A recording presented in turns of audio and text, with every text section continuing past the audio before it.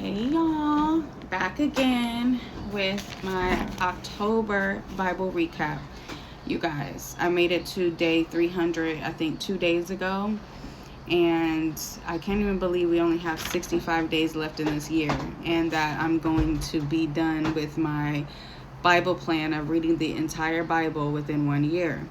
I had this plan for a minute, and I'm just so thankful that I'm able to do it. I'd be, like I said, miss some days, but I catch up.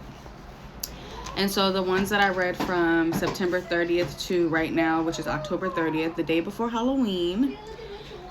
And the books was Psalms, Philippians, Jeremiah, Proverbs, Colossians, I cannot pronounce these names, y'all. Thessalonians, Timothy, Titus, Habakkuk, Lamentations, and Philemon. Some of these names, I don't remember them being in the Bible. But Heaven, out now, go until I'm done. So I'm not about to get distracted. Okay. So the ones that stood out to me within this month from September 30th to right now, October 30th, I picked a few and I actually wrote down everything except for like maybe the last three, but we'll get to it. So Psalms 117, praise the Lord, all you nations, extol him, all you peoples, for great is his love towards us, and the faithfulness of the Lord endures forever. Praise the Lord. That whole chapter I read, I really like, and it was making me feel good, so I know it'll make you guys feel good. Jeremiah 10. It talks about other idols. Their idols cannot speak. They must be carried. Because they cannot walk, do not fear them. They can do no harm, nor can they do any good. Those are Jeremiah 10 talks about a little bit of like the other gods that people worship. That's not God and Jesus. And it explains that, but that was just one line, little thing that stood out to me. Colossians 3.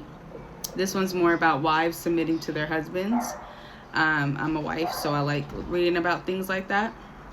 It says, Heaven, I'm not playing with you. Wives, submit yourselves to your husbands as it is fitting to the Lord, in the Lord. Husbands, love your wives and do not be harsh with them.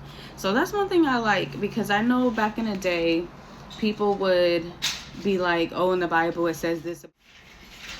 People will talk a lot about wives and, just look down on us, and on women in general, and think that we're like men are superior or whatever. But in the Bible, it does say that the man is the leader, but it does say to not be harm to women, to not be harsh to them. You won't be blessed if you are, love your woman, love your wife, be respectful, So that's one thing I love about the Bible, because it says what they think in their head, but it as well says that you need to respect them. They're not behind you. They're not trying to be for you, but they're just trying to be they're supposed to be your partner, so you're supposed to respect women, So I like that. 2 Thessalonians 2. So this is about, basically, I was in a bath when I heard this one, and it really stood out to me. So read the entire Bible, but read that.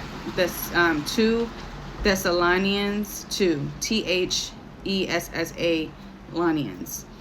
It says lawlessness being at work. That's like a person, but will be taken away. Jesus will overthrow them. The lawlessness that will happen in the world, one will be in accordance with how Satan works, and he will use all sorts of displays of power through signs and wonders to deceive us. But you must not be deceived. So like, I don't know if we have anybody like that now in life, but someone that tries to use power against people and try to put fear in them, and doing wonders and like it's like magic and like they're God. Do not be deceived from them, because they are Satan. 1 Timothy 2. A woman should learn in quietness and full submission. First Adam was found, then Eve. and he was deceived, and he wasn't deceived, and she was. My bad. But women will be saved through childbearing if they center in faith, love, and homes. So, yeah, basically the same thing like the other chapter, about women being submissive, but men, loving their women, and women being saved, by keeping their faith. In Proverbs 25, if your enemy is hungry, give him food to eat. If he is thirsty, give him water to drink. In doing this, you will heap burning coals on his head, and the Lord will reward you. So basically being good to people that is your enemy. You know what I mean? Keeping your light, keeping God in you. But those were good. Those ones, Proverbs 25, 1 Timothy, all the ones I said, definitely go over them. And the other ones was 2 Timothy chapter 4. And Titus 2. So Titus 1, Titus 2. I don't know if you heard it on the last video. But that was really all it for my month of September to October. I can't believe, Halloween's tomorrow, and that means what? Christmas is basically here. You know how we always kind of subconsciously skip Thanksgiving and be all excited about Christmas. So yeah. But next month I will be possibly going to California to see my family for Thanksgiving. Have not got to see them in 6 years for Thanksgiving. I seen them 3 years ago though. And me and my husband and my kids will be driving from Texas to California, and I've done that before, but I haven't done that in a while. So we will see this adventure and how it goes. I will have a video vlog doing that up pretty soon, a little bit after the holiday when I get back home sometime in December.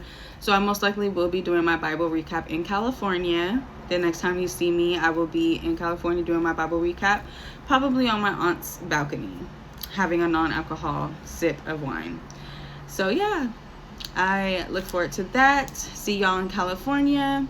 Currently 23 weeks and growing.